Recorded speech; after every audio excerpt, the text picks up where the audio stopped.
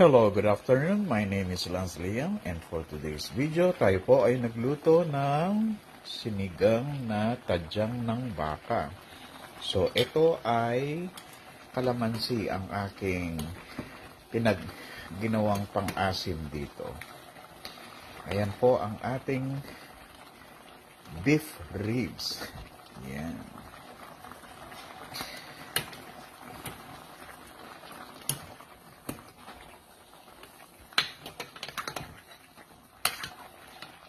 Naku po, napakasarap po nito. Lalo na medyo malamig yung panahon. Ayan. Ito po ang sinigang na beef ribs.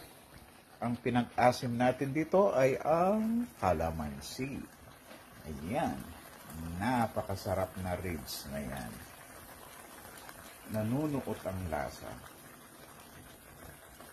So, hindi po tayo magra-rice dyan. Puro gulay lang at saka itong soup ng ating tadyang ng baka. Ayan. Ayan, oh. Yan ang masarap. So, meron po siyang broccoli, okra at saka pechay ang ating gulay na nilagay dyan. So, ayan po.